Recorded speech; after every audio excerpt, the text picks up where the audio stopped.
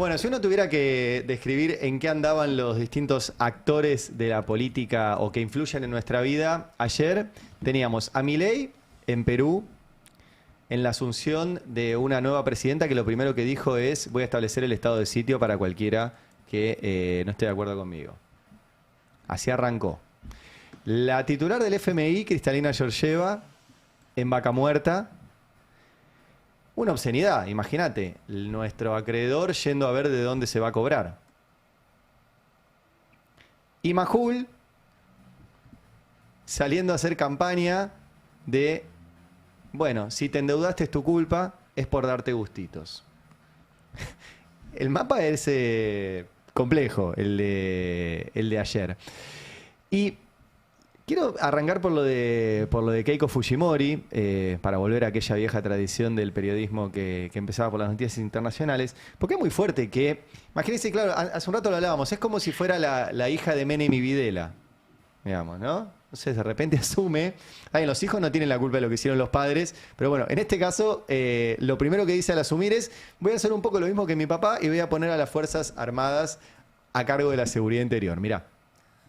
Durante los estados de emergencia, las Fuerzas Armadas asumirán temporalmente el liderazgo de las operaciones de seguridad y del control interno. Nuestra prioridad será fortalecer integralmente a nuestra gloriosa Policía Nacional del Perú. Le devolveremos el respeto, el equipamiento y el respaldo político que merece para cumplir con firmeza su misión de defender a los peruanos de bien. Bueno, ese es un poco el contexto de lo que dijo ayer Keiko Fujimori, que asumió después de una elección muy reñida. Es la 9ª presidenta en 10 años que tiene Perú. Lo único que sostiene en Perú es el presidente del Banco Central. Y Perú es el ejemplo que te ponen de decir: mirá cómo la estabilidad del Banco Central hace que un país crezca, crece el PBI per cápita. La enorme mayoría de los peruanos siguen hundidos en la pobreza y es un país basado en el extractivismo, en los servicios y en el turismo. Se terminó Perú. Ojalá que no vayamos hacia ahí. Tenemos un montón de anticuerpos para no ir hacia el modelo peruano. Ningún peruano hoy se acuerda de haber vivido de otra forma. Nosotros tenemos recuerdo de haber vivido de otra forma. No fue hace tanto, o sea, fue hace mucho, pero no hace tanto. Fue hace 10 años que terminó ese proceso donde vivíamos de otra forma. Y tenemos a nuestros partidos políticos, a nuestros sindicatos, a nuestros organismos de derechos humanos. Todo eso en Perú no existe.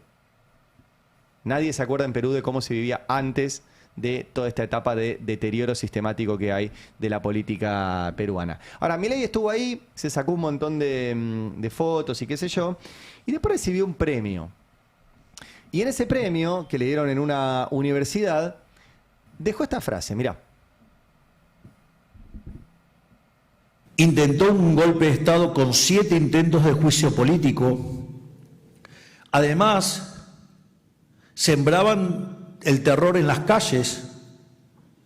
Y no solo eso, sino que además, en complicidad, empresarios, o sea, empresarios prebendarios, medios de comunicación, periodistas corruptos, profesionales que son sicarios del mal, trabajaban para que todo volara por los aires.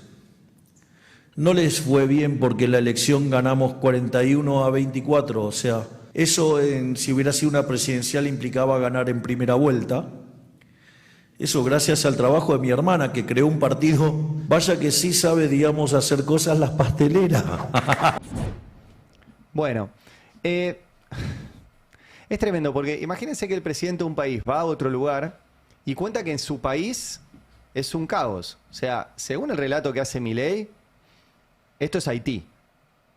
O sea, básicamente no hay ningún tipo de control, hay gente sembrando el caos en la calle, hay gente intentando dar golpes de Estado, le quisieron hacer juicios políticos, un golpe de Estado, dice.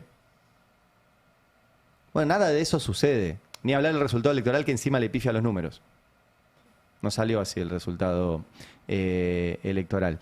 Ahora, es muy fuerte esto porque juntan las dos cosas. Un gobierno que asume y dice: bueno, cualquier quilombo yo le doy a las Fuerzas Armadas la seguridad interna, dice Keiko Fujimori, y Milei que dice: mi país es un quilombo y todo el tiempo me quieren dar un golpe de Estado. Crúcenlo con que hace unos días estuvo el canciller argentino en Estados Unidos en una cumbre, impulsada obviamente por el gobierno de Estados Unidos, para establecer cuál es el nuevo concepto de terrorismo transnacional de extrema izquierda. Te pasó un poco de largo, pero los tipos quieren redefinir el concepto de lo que es terrorismo para poder después actuar sobre ese nuevo concepto de lo que es terrorismo. Y ese terrorismo para ellos es la extrema izquierda. No es casual que Milei todo el tiempo trata a los que piensan distinto que él de comunistas, de socialistas. No, está construyendo ese enemigo para después justificar la actuación violenta sobre ese enemigo. Y el tipo, en un discurso público en otro país, pinta una Argentina que no existe, ¿eh? No existe. Esta violencia sobre su gobierno que hace que él sea un héroe de la resistencia frente a las hordas de comunistas y socialistas que los quieren sacar. No está pasando eso. Dos opciones, o está en un delirio místico o están construyendo esta situación. Yo tiendo a elegir la segunda. Yo no, si bien Milei tendrá algunas cosas místicas o qué eso, hay una parte pensada y planificada y yo tiendo hacia esta segunda. Ayer también en esta universidad que se llama Universidad de San Martín de Porres, Milei contó lo que hizo el día anterior, que fue recibir a la titular del FMI. Mirá. Y vamos a seguir manteniendo nuestra política fiscal dura. Es decir, ayer vino la directora gerente del Fondo Monetario Internacional, Kristalina Georgieva, y antes de reunirse con parte del equipo, ella estaba con su staff y nosotros, gran parte del equipo de gobierno, y previo estuvo en mi despacho. ¿Saben qué hay en mi despacho, en la mesa donde yo trabajo? Una motosierra. Miren si tengo compromiso con el equilibrio fiscal. Bueno, ayer lo leía a su biógrafo no oficial, a Juan Luis González, que decía, bueno, claro, en su despacho tiene una motosierra, le invitó a Kristalina Georgieva y tiene una foto de Thatcher. Ese es el despacho del presidente de la Argentina. Ahora, esa motosierra lo que hace es dejar un montón de gente afuera. Vieron que una de las cosas que dijo Georgieva el otro día fue, tengan cuidado con las pymes, que son las generadoras de empleo. Bueno, ayer dejó este testimonio un hombre que se llama Eduardo Maradona, no sé si será pariente, que es presidente de la Federación Gremial de Comercio e Industria de Rosario. No es pariente, ¿no? No. Qué bueno llamarte Maradona. Pero qué cagada no ser pariente. Bueno, en fin. Habló con en Ahora Play y cuenta que él le llevó un proyecto como pyme al presidente. Y escuchen lo que hizo el presidente con su proyecto. Cuando 2 meses antes de que asuma el presidente de la Nación, le entregué nuestro proyecto de reforma laboral impositiva del Movimiento Nacional PYME, que vos, Diego, lo conocés, y me dijo, no me lo des porque lo tiro a la basura. Dice, voy a trabajar para la macro y que la micro se arregle sola. Hermoso. Lindo testimonio el de este hombre. ¿Qué? Esa fue la base de lo que te estaban queriendo vender, que tenemos una macroeconomía ordenada. Nada de eso es real, pero no. Bueno, ese es el discurso. Esto sucede por todos lados. Ayer se dio también información del sector textil, ¿sí? Advierten que cayeron 6,9% de las ventas el último año. El 85% de las empresas textiles considera que el bajo consumo es el mayor obstáculo que atraviesan, ¿sí? Y ayer también acá en el Destape hubo otro caso que nos hace acordar al 2001, el caso de un frigorífico, el frigorífico Euro. Y escuchen lo que cuenta el delegado del frigorífico, mirá. Bueno, ahí está donde yo por ahí aclaro cuando por ahí nos dicen tomaron la empresa, ¿no? Nosotros fuimos un día a la empresa porque nos enteramos que los dueños estaban llevando las cosas y la guardia nos permitió el ingreso. A raíz de eso decidimos quedarnos. Y bueno, y fue entre los compañeros que también primero nos quedábamos entre compañeros y después ya las mismas familias a raíz de que no tenían cómo pagar alquiler y eso se fueron a vivir ahí. Yo me acuerdo del movimiento de fábricas recuperadas. Pasaba esto. ¿Sí? Cerraban las empresas, algunos empresarios desaparecían y muchas de esas fábricas tenían que ser sostenidas por los trabajadores. Muchas resisten hasta hoy y muchas están complicadas hoy, ¿sí? Como Cerámica Sanón, Imprenta, IMPA, restaurantes, hay un montón dando vueltas. Bueno, ¿qué más impacta la motosierra que Milei está muy contento de tener en su despacho cuando va Kristalina Georgieva? Bueno, miren esta nota de Rodrigo Núñez. Crisis económica. Aumentó la cantidad de pedidos necesarios para que los trabajadores de reparto cubran la canasta básica. O sea, esos trabajadores que en la reforma laboral que mencionaba ahí Milei, dijeron, bueno, no son simplemente trabajadores independientes que pueden elegir trabajar o no trabajar. Bueno, ¿cuántas horas y cuántos pedidos tienen que entregar para no ser pobres? Y obviamente eso aumentó, ¿sí? ¿Qué pasa con todos estos trabajadores? Dejan de consumir. Vamos a la placa número 7, también otra nota en el destape de ayer. Caída de ventas en supermercados. Corrientes encabeza el ahogo del consumo en un NEA golpeado por la crisis. Con una baja interanual del 27,5%, la economía correntina marcó el piso más bajo del litoral. Neuquén, donde la economía es motorizada por vaca muerta, fue la única provincia que logró esquivar los números rojos. Ahí es donde estuvo Cristalina Georgieva.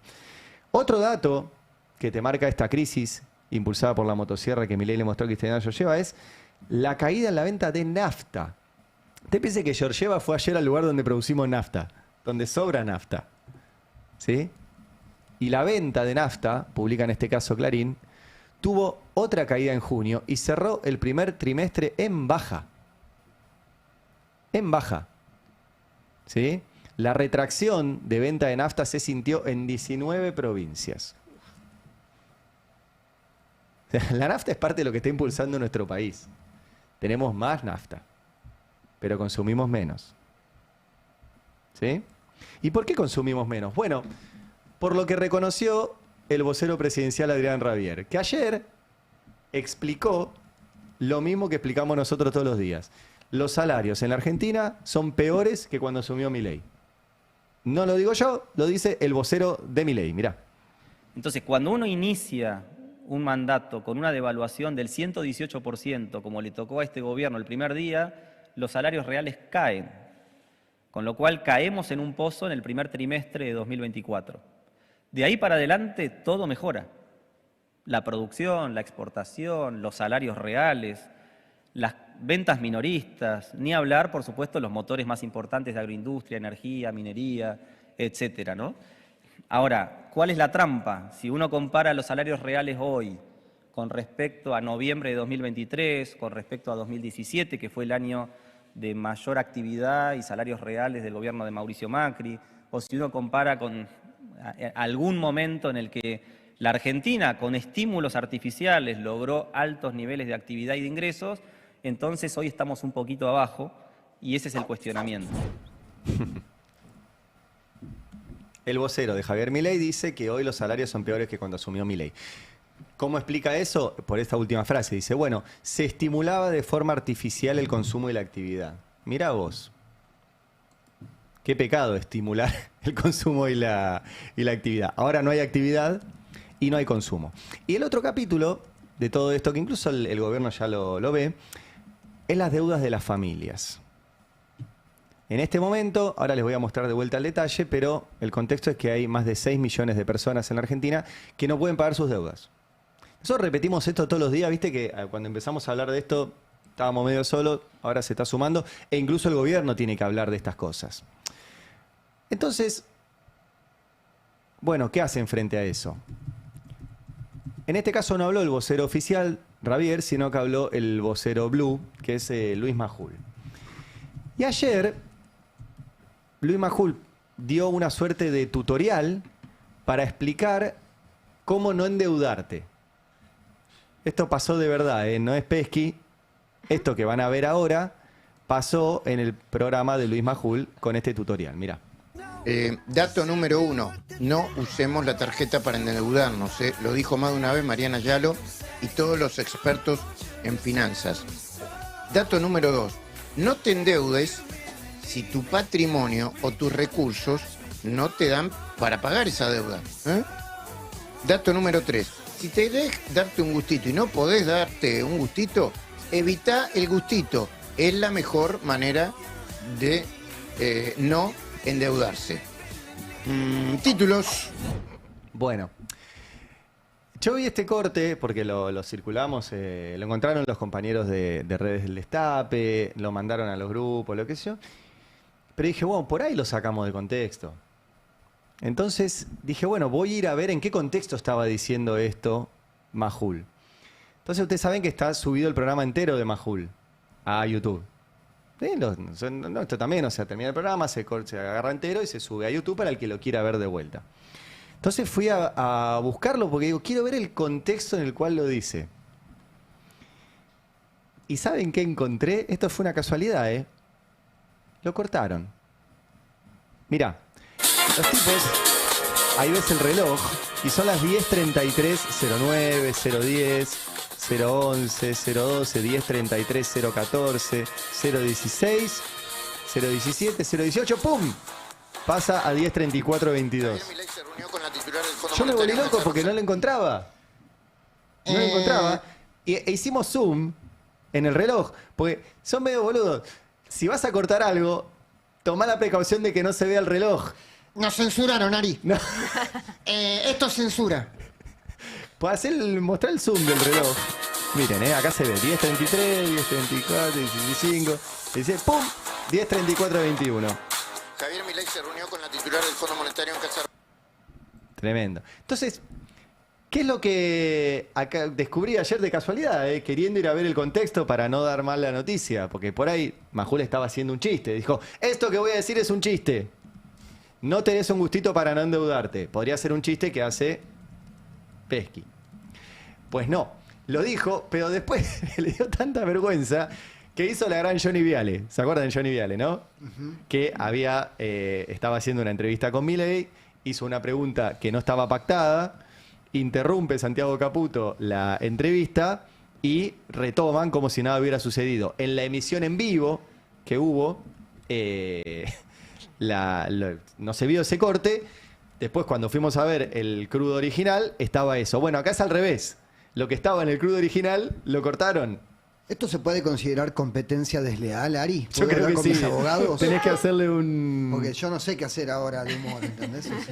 Tenés que hacerle un juicio. Pero bueno, vamos a ver para que se entienda. Recién les mostré que ese minuto en el reloj no está. Bueno, vamos a volver a escuchar a Majul que se vea el reloj. Bueno, para que se te rompió vean. el auto. ¿Ven? 3 palenques. 10, 33, 41. Usar la tarjeta te rompe todo la tarjeta. Dato número 1. No usemos la tarjeta para endeudarnos. Lo dijo más de una vez Mariana Yalo y todos los expertos en finanzas. Dato número 2. Sí. No te endeudes. Todo esto a las 10:33. Tu patrimonio o tus recursos no te dan 10:34, para pagar esa deuda. 01, 10:34, 02. Dato número 3. 10:34, Si te debes 03. darte un gustito y no podés darte un gustito, evita el gustito. Es la mejor manera de no endeudarse. Títulos. Tuc, corte. Le dio vergüenza hasta él, lo quisieron borrar. Son medio nabos porque ya estaba circulando, no. Pero bueno, ahora descubrimos encima de que quisieron borrarlo del corte original. Es tremendo esto porque es el Majul justificando que Milei te endeuda. Y es más, diciendo es tu culpa. ¿Cómo te vas a dar un gustito? ¿Cómo te vas a dar un gustito? ¿O cómo vas a arreglar el auto? Vieron que al inicio del ejemplo que él da, habla de que se te rompe el auto y habla de 3 palenques. 3 palenques son 3 millones de pesos. ¿Cuántos cobran 3 millones de pesos? ¿Cuánto tienen ahorrado 3 millones de pesos? Pero Majul te echa la culpa a vos. Y dice que las deudas que tienen 6 millones de personas en la Argentina es porque se dan gustitos. Bueno, nuestra compañera Chiara De Tinis sale a la calle y le pregunta a la gente, ¿te das gustitos o qué está pasando con tu tarjeta de crédito? Mirá. La morosidad de las familias argentinas trepó al 11,5%. ¿Vos tenés deudas? Sí. ¿Puedes comentarme un poco en qué? No, de tarjeta del supermercado, nada más. Después... O sea, vos vas al supermercado y compras con tarjeta de crédito alimentos. Exactamente. Después nada más. ¿Cómo estás viviendo esta situación económica? Y cuesta porque el transporte aumenta todo el tiempo y cada vez cuesta más viajar. Y el sueldo no llegás. La verdad no llegás para solventar todo. O sea, su gustito es comer. Tenemos otro testimonio, mirá. La morosidad de las familias argentinas trepó al 11,5%. ¿Usted se endeuda? Sí, tengo deuda. ¿Me puede comentar un poco en qué se endeuda? Tarjetas. Tarjeta de crédito. ¿Y para qué compras? ¿Compras de alimentos? Sí, servicios? lo básico. Sí, ni viaje ni nada. O sea, lo básico para subsistir. ¿Cuándo fue la última vez que tarjeteó algo que dijo, ¿por qué estoy tarjeteando esto? Hace 3 meses que la cortaron y quedó la deuda. ¿Y qué va a hacer con esa deuda? ¿Cómo piensa pagarla? Y porque ahora estoy desempleada, así que en cuanto tenga algo, bueno. ¿Hace cuánto está desempleada? Y 4 o 5 meses. Es notable que Majul diga a gente como esta mujer, que repito, es un caso de millones. Son más de 6 millones de deudas con tarjetas y con billeteras virtuales. En esos 6 millones no están los que tienen deudas con los usureros del barrio, que eso no está registrado.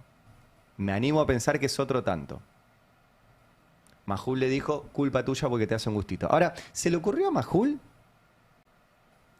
¿O es un guión que viene prearmado? Bueno, acá Lichi Leiva me armó un cuento muy, muy divertido en el editorial, porque me dijo, no, claro, Majul aprende de su jefe. ¿Quién es su jefe? Bueno, en este caso, Luis Caputo. Escuchen cómo hablaba Luis Caputo, el ministro de Economía, de esto mismo que Majul justifica. Mirá. Lo que es préstamos al sector público bajó a un 25%. Ahora bien, eso generó cierta mora adicional. Los bancos no estaban acostumbrados a prestarle, digamos, y la gente también... Un análisis crediticio pobre, podríamos decir. Pobre, y la gente también se endeudó a tasas muy altas, pensando que, como siempre, la inflación el dólar se iba a disparar y la inflación también, y eso los iba a licuar, y eso no pasó. O sea, Majul le explicaba a Aracre que, por un lado, los bancos son tontos porque no tenían control crediticio. Y por el otro lado, la gente tomó deuda con los bancos para apostar con el dólar. No que se están deudando para comer. Eso hizo Caputo en esta amistosa charla con Antonio Aracre en el programa que le dieron en la TV pública. Ahora, también estuvo Caputo con el propio Majul. Cuando Majul le preguntó sobre la situación que ahora justifica. Y esto le explicó Caputo. El nivel de endeudamiento es uno de los más altos de la historia reciente en Argentina. ¿Cómo lo explica eso? Es un dato negativo, no es positivo. Pero es un dato... No, eso hay que desmitificarlo, Luis. La mayoría de los países en el mundo, la gente vive con deuda. Lo que pasa es que las honra. O sea, no es un problema tener deuda. No es razonable que vos tengas que pagar todo cash. No está Ministro, mal eso. hay deudas. ¿Hay deudas? Con las billeteras electrónicas. Hay deudas con los créditos ordinarios o extraordinarios. Hay deudas con las expensas. No es un dato que le preocupe. Pero, Luis, lo que tiene que al que le tiene que preocupar eso, si tiene un problema, que no lo tienen... Son los bancos, claro, o a los prestamistas. Claro, no sé. o sea, los bancos son los encargados de dar los créditos. Nosotros creamos las condiciones macro. Bueno, dos cosas ahora le explica a Majul. Primero dice, es un problema de los bancos, al cual ahora voy a ir. Y segundo, en todos los países la gente se endeuda y paga sus deudas. No, ¿sabés que acá también? Hasta diciembre del año pasado, estas 6 millones de personas que ahora no pueden pagar su deuda, podían pagarla. Hasta que asumió Milei, la gente que tenía tarjeta de crédito, billetera virtual, lo podía pagar. No lo puede pagar con Milei, con Caputo. Que es lo que no le pregunta a Majul, no le pregunta a Aracre, ni ninguno de los tipos que se sientan a conversar con Caputo. Ojalá algún día se anime el ministro de Economía a darnos una entrevista a nosotros, porque antes, efectivamente, la gente honraba sus deudas. No es que los argentinos se volvieron avaros y no quieren pagar la tarjeta de crédito. No la pueden pagar. Pero el otro punto que da Caputo es problema de los bancos. Y acá, como bien me hizo el cuentito Lichi Leiva, Majul aprende de su jefe, que es Caputo, y Caputo aprende de su jefa, que es Cristalina Georgieva. Porque Georgieva, en su conferencia de prensa con Caputo, dijo lo mismo. Mirá. Donde se está haciendo avance y se puede lograr aún más. La primera es en la creación de mejores condiciones financieras para aquellos que toman préstamos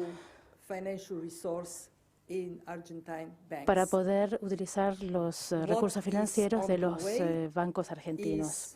Lo que se viene es que algunos bancos han acumulado préstamos en mora más altos y hay que gestionarlo, hay forma de gestionarlo y hay que y se tiene la voluntad de abordarlo ya. Obviamente se dan cuenta que a Cristalina Georgieva no le interesa la gente que no puede pagar sus deudas, sino los bancos. ¿No? Yo les conté ya que yo hablé con un banquero hace meses sobre esta situación y me dijo, mira, sí, tenemos este problema, lo que vamos a hacer es pasar los amorosos incobrables y chau, no vamos a prestar más. Y esto lo puntualizó ayer Mercedes de Alessandro, que dijo, el FMI reconoce, es economista Mercedes de Alessandro, el FMI reconoce la morosidad por el deterioro de los ingresos, pero el problema para ellos no, en mayúsculas, es que las familias no llegan a fin de mes, sino que puede afectar la rentabilidad y los balances de los bancos. Lo dicen ellos en su staff report, no se coman la curva de Cristalina Georgieva, y copia la parte del staff report del Fondo Monetario Internacional, donde lo que les preocupa son los bancos, no la gente. Se dan cuenta que es lo mismo que le preocupa a Caputo y lo mismo que finalmente le preocupa a Majul. Majul para eso te dice, no te des un gustito. Ahora, vamos a los datos, porque Majul justifica un endeudamiento que es brutal. Brutal. Lo voy a pasar un poco rápido, pero para que simplemente repasarlo, lo mostramos hace unos días, el último informe del CEPA. Si pueden, vayan a leerlo. Una de las cosas buenas que tienen los informes del CEPA es que son muy amigables en su lectura. ¿Sí? No son informes para economistas especializados, pero si bien están hechos, si bien están hechos por economistas especializados. Le pego una piña al micrófono. Por el primer cuadro, se ve muy claro, o sea, morosidad con bancos según el segmento. Bueno, sube el de las familias y sube el de las empresas también. ¿Sí? Como verán, eso no sucedía cuando asumió Milei. Empezó a dispararse a partir de diciembre del año pasado. Estaba estable. Estaba estable. Se dispara a partir de diciembre del año pasado. Bueno, ¿qué otra cosa muestra el informe del CEPA? Que esto no pasó ni en pandemia. Ni en pandemia. Entonces, esto que dice Majul de no te des un gustito, qué sé yo, no tiene que ver con eso. Si en la pandemia, donde no nos podíamos dar gustito porque no consumíamos ni nada, no pasaba esto. Ni en pandemia tuvimos estos niveles de morosidad, con los bancos ni con las billeteras virtuales. Es con Milei. Tercer gráfico del CEPA. Esta es la cantidad de deudores que tienen con las entidades financieras, con las billeteras virtuales o con ambas. El dato que quiero resaltar de acá no es solo que son casi, ahí dice casi 6 millones de personas las morosas en total, sino que la enorme mayoría es con billeteras virtuales. De las 5,8 millones que reporta esto, 3,4 millones tienen solo con billeteras virtuales y 1 millón, perdón, con ambas. O sea que ahí tenés que sumar también otro millón extra. Es tremendo el dato, porque implica que es esa segunda instancia, gente que le debe la tarjeta de crédito, que para pagar la tarjeta de crédito saca un crédito con billetera virtual y después no lo puede pagar. Bueno, ¿qué más dice este informe del CEPA? Bueno, está el mapa del país todo en rojo y provincias devastadas, ¿sí? Tanto en la cantidad de gente que debe como en el porcentaje de morosos sobre el total de deudores. ¿Qué más? Acá este es otro dato que yo insisto con la cuestión, que es el de los jóvenes. Y el de los jóvenes con las billeteras virtuales. Fíjense, de 18 a 34 años están muy mayoritariamente endeudados con billeteras virtuales. Jóvenes que incluso ni siquiera tienen laburo. O sea, pibes que entran endeudados al mercado laboral. Nosotros cuando empezamos a laborar no teníamos deuda. No teníamos plata, pero no teníamos deuda. O sea, le veíamos plata a nuestros viejos. Entonces empezamos a laburar y empezamos a tener nuestra plata. El famoso ¿qué hiciste con tu primer sueldo? ¿Te acordás qué hiciste con tu primer sueldo? Bueno, estos pibes... Compré cigarrillo. No, bueno. Estamos hablando de la década del 80, che. Del siglo pasado, comprendan. Me mató. Bueno, estos Yo pibes... me compré un tostado. Un tostado. ¿Se acuerdan que hicieron con su primer Yo no sueldo? puedo decirlo. Ok. Sí, se puede. Yo lo ahorré todo y después de 1 año y medio que lo guardó mi vieja, me compré mi primera compu. Ahí está. Eso fue. Yo invité a los pibes a comer. existía la compu cuando yo compré el primer sueldo. Claro. Cada uno con su realidad. Bueno, estos pibes cuando consiguen el primer laburo están endeudados.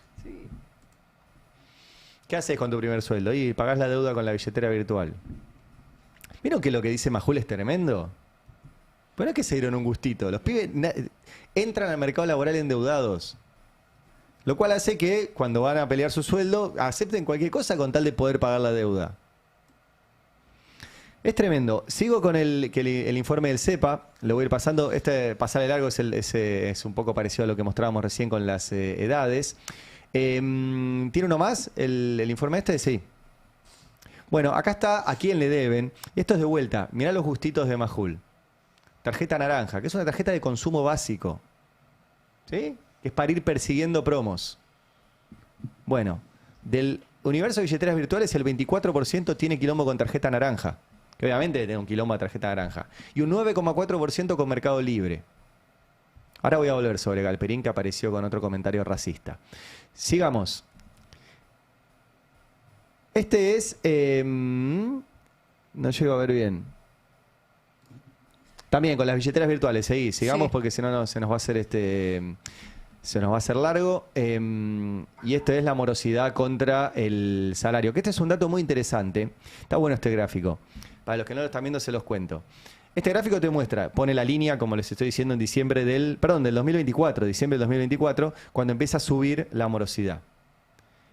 ¿Y qué pasa cuando empieza a subir la morosidad? Se estanca el salario y empieza a bajar. O sea, está directamente vinculada la morosidad al estancamiento y a la caída del salario. Gente no deja de pagar porque es mala. No deja de pagar porque odia a Visa, a Mastercard, a Tarjeta Naranja, a Mercado Libre. Entonces le pagamos igual. Después cae mejor, pero le pagás. Deja de pagar porque no tiene plata. O sea, esas dos líneas se cruzan. Sube la morosidad, cae el salario. Es muy evidente. Por eso es insólito que Milei diga esto. De que, bueno, te diste el gustito, entonces no podés pagar. Pongo un par de testimonios más que tomó Chiara de Tinis en la calle sobre esta misma cuestión. Soy jubilado, cobro mi jubilación y lo que es de la tarjeta vamos comprando la mercadería para comer. ¿Y en su familia, sus personas cercanas, escuchó que suba el nivel de morosidad, que la gente se endeuda más? Es que está muy difícil todo, claro que se endeuda. Antes la tarjeta se usaba para comprar un electrodoméstico o alguna cosa más importante. Hoy se usan las tarjetas para ir a consumir, para ir al mercado, ¿me entendés? O sea, la situación es muy difícil. Muy difícil. Bueno, Majul justifica esto en línea con Caputo, en línea con Milei, en línea con Cristalina Georgieva, que ayer se fue a ver cómo va a cobrar. ¿Y a dónde fue? A Vaca Muerta. La imagen es realmente fuerte, porque tenés a la titular del FMI yendo a ver su terruño, digamos. ¿De dónde va a cobrar? Esta es la imagen de ella llegando. Y después tenemos la imagen, que es una composición que yo se la vi a la diputada Julia Estrada, no sé si es de ella, pero bueno, la compartió ella. Que es una foto que compartió el gobierno, donde está Luis Caputo, el ministro de Economía, el que tomó la deuda, las dos veces, con Macri y con Milei. En el medio Cristalina Georgieva, la que quiere cobrar la deuda. Y a la derecha Horacio Marín, el CEO de YPF, el que pone Vaca Muerta como garantía. Y comparte la nota de Clarín que dice: Georgieva visitó Vaca Muerta con el ojo puesto en la cantidad de dólares que aportará el yacimiento. Para ella. Para ella no, para el FMI. Es brutal esta imagen del día de ayer, porque efectivamente vino a eso. Vino a ver cómo está la cosa para que le paguen. Ahora vos decís, no, entonces Vaca Muerta no sirve. No, Vaca Muerta sirve un montón. El problema es que tenemos petróleo y baja el consumo de petróleo. Tenemos gas y se dispara el precio del gas, incluso en lugares que se están quedando sin gas para el invierno.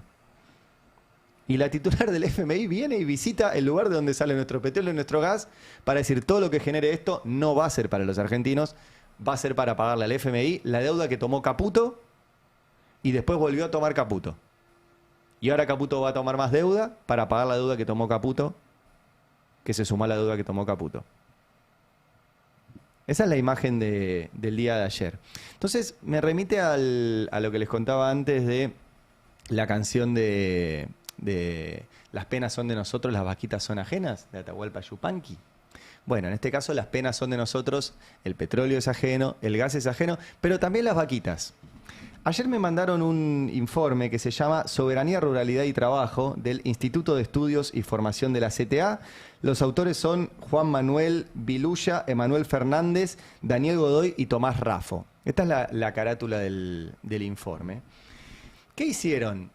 Bueno, cruzaron los sueldos de los trabajadores del campo, vieron que ahora justo fue Expo Agro y todo eso, que producen nuestros alimentos y que no los pueden comprar.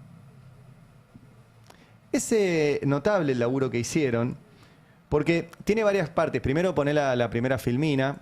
Dice, bueno, casi todo lo que tenés en la heladera se generó o lo generó algún trabajador rural. Poco más del 60% de la población económicamente activa del agro. En la Argentina libertaria, fruto de sus bajos salarios, esos mismos trabajadores no pueden comprar la comida que producen. ¿Qué más dice el informe? Y ahora les muestro los datos. Este informe demostramos que el campo produce lo mismo o más que antes, pero con salarios más bajos. Vieron que el campo es un lugar que sube, que crece. Bueno, produce lo mismo o más que antes, pero con salarios más bajos. Y el empobrecimiento de los trabajadores urbanos, que dejan de comprar esa producción acá, libera excedentes exportables. Las penas son de nosotros, las vaquitas son ajenas. Dejamos de comer asado, las vaquitas se exportan. O sea, el campo está produciendo lo mismo. Nosotros estamos consumiendo menos, eso se exporta. ¿Qué más dice el informe? En el caso de la carne, por ejemplo, la caída del 50% de los salarios desde 2015 y del 20% del consumo popular permitió aumentar, escuchen este dato, de 133.000 a 713.000 las toneladas exportadas sin que haya aumentado la producción. O sea, no producimos más carne. Dejamos de comerla nosotros y la están exportando. ¿Qué más muestra este informe? En el caso de la leche, ¿sí?, un empleado o empleada del sector que trabaja igual que en 2015 puede comprar un tercio menos de leche. El consumo de leche bajó un 28% y las exportaciones aumentaron un 30% y batieron récord histórico. Está buenísimo exportar cosas, ¿eh? Yo estoy a favor de la exportación. Pero lo que está pasando acá es que exportamos más carne, exportamos más leche y nosotros consumimos menos carne y menos leche. ¿Nos dejó de gustar? No, no la podemos pagar. Y no la pueden pagar los que la producen. Mirá los datos que tiene este informe, que son tremendos, que te muestran lo que ganaba un trabajador que hace vaquitas, cuánto podía comprar, y lo que gana ahora, y cuánto puede comprar. Porción de kilos de carne por salario de peón ganadero. En 2015 podía comprar casi 100, ¿sí?, kilos de asado, 100 de asado, sí, 100 kilos de asado. Hoy 49. Con la paleta, 100, hoy 41. Con el cuadril, 100, hoy 43. Con la nalga, 100, hoy 43. 100 es la base, ¿no? O sea, el tipo que... El chabón que cuida las vaquitas, ¿sí?, el peón ganadero, puede comprar la mitad de carne que podía comprar en 2015. Pasa lo mismo con los otros alimentos, mirá. Tenés proporción de granos... De derivados de granos por salario de operario de la maquinaria agrícola, ¿sí? El que opera el grano. Pan. Bueno, puede comprar 17% menos. Fideos, ¿sí?, pasó a poder comprar el 66% de lo que consumía. En la harina quedó más o menos empatado. En aceite de girasol puede comprar la mitad. Y en birra, en tomarse una cerveza, calculado recién, puede comprar el 66%. O sea que el que maneja la máquina con la cual después se hace el pan, los fideos, el aceite, la birra, ya no puede consumir, o puede consumir mucho menos. Fíjate otro más, este caso el de la leche. Leche fresca. El salario en 2015 le alcanzaba para determinada cantidad de leche, hoy le alcanza para casi un 40% menos de esa leche. Para la mitad de la leche en polvo, para la mitad de la manteca, para el 65% del queso cremoso, para el 75% menos del yogur, e incluso le sacó el 25% del dulce de leche. El trabajador de la industria láctea no puede consumir lácteos, ¿sí? Fíjate el de el pollo. También, entre 30 y 40% menos de pollo puede consumir respecto de lo que cobraba en 2015. El de frutas, lo mismo. O sea, el salario de un jornalero agrícola que produce tu manzana, tu naranja, tu limón, hoy puede consumir la mitad de manzana, de naranja y de limón que consumía en 2015. La mitad, ¿eh? La mitad. Este es el gran drama de acá que tenemos. Los salarios, los ingresos de los laburantes. Y tenemos un gobierno que no solo te endeuda, sino que es racista. Yo sigo con mucha atención, obviamente, toda la discusión que intenta dar el gobierno respecto de los extranjeros en las universidades y en los hospitales. No es una discusión presupuestaria, es una discusión racista. No es por plata. Es para encontrar un enemigo y todo el tiempo una excusa para echarle la culpa de los propios males que genera este gobierno. Porque no es culpa de un extranjero que vos comas menos carne. El extranjero viene acá y labura, y estudia, y consume, mueve la economía. No hay ningún problema con los extranjeros.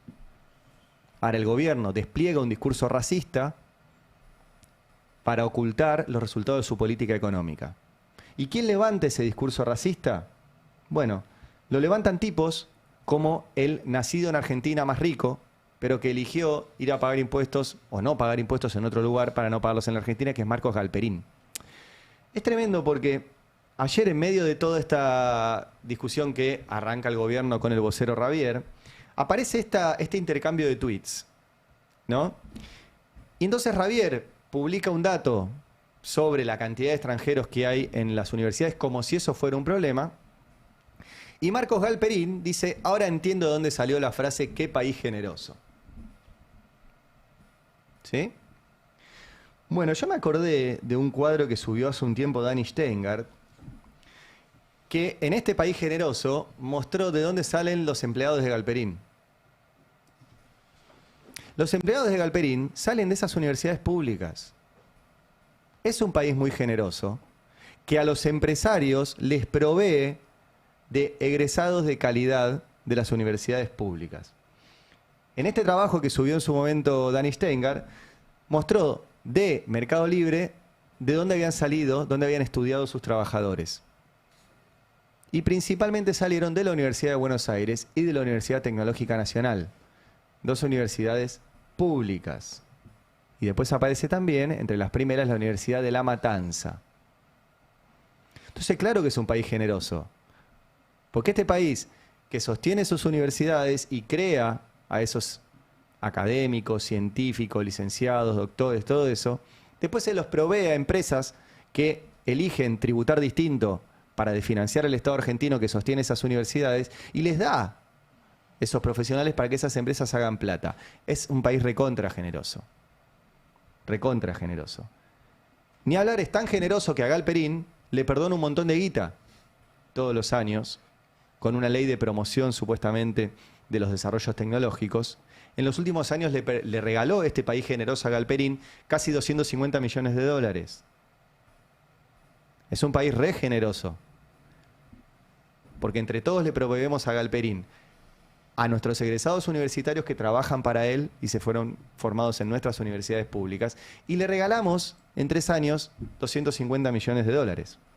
Ahora, ayer también hubo otro, porque Galperín, vieron que es un tuitero muy avesado, y tuvo un intercambio con Ramiro Marra. Porque Ramiro Marra pone, prefiero que nos llamen racistas y discriminadores a entregarle mi país a musulmanes e inmigrantes que no se adaptan a nuestra cultura. El correctivismo político va a ocasionar el fin de Europa. A lo que Galperín contesta, coincido. Cuidar la cultura occidental no es ser racista. La cultura occidental es la más abierta de todas las culturas en la historia de la humanidad. Por eso hay que cuidarla y protegerla de los invasores que no la quieren ni la respetan. O sea, esto es como decir, yo no soy racista. O sea, yo no soy racista, pero todos esos hay que expulsarlos, hay que matarlos. Pero todo el que es distinto que yo, fuera. Eso es ser racista. Y querer echarle la culpa de los problemas que tiene un país al que piensa distinto, al que tiene una religión distinta, al que tiene una realidad, una nacionalidad distinta, un origen distinto, eso es ser racista. Es lo mismo que hizo Hitler en Alemania. El problema son los judíos, que vienen y usurpan nuestro trabajo y se quedan con nuestros bancos. Y en Alemania además decían que violaban a las mujeres y que brindaban en las festividades judías con la sangre de niños. Esas cosas publicaban en la Alemania de 1933. Y fueron el caldo de cultivo de un holocausto. No sé, esto es ser racista. Racista. Y lo que está haciendo el gobierno con esta cuestión de los estudiantes universitarios es insistir con ese racismo. Por eso a Milei no le gusta que digamos que tiene discurso nazi. Porque el discurso nazi tiene un objetivo. El objetivo es legitimar, y vuelvo al inicio del editorial, la violencia. Keiko Fujimori dijo ayer, no les gusta, les voy a meter a las Fuerzas Armadas para Seguridad Interior. ¿Qué dijo Milei también ayer? A mí me están queriendo dar golpes de Estado todo el tiempo. ¿Qué hizo su canciller? Fue a Estados Unidos a redefinir el concepto de terrorista de izquierda. ¿Y qué hacen ahora? El problema acá son los extranjeros, son los distintos. Eso es un discurso nazi, racista. No es por plata, no hay un problema con los extranjeros en las universidades. Es un gobierno que intenta instalar sistemáticamente que el que piensa distinto lo puedes reprimir, lo puedes encarcelar, lo puedes expulsar. Y Majul además justifica todo eso. Bueno, 9:25. Buen día, Roberto Navarro. ¿Qué haces? ¿Cómo Me caí estás? de la cama. Sí. No, estaba en el camarín.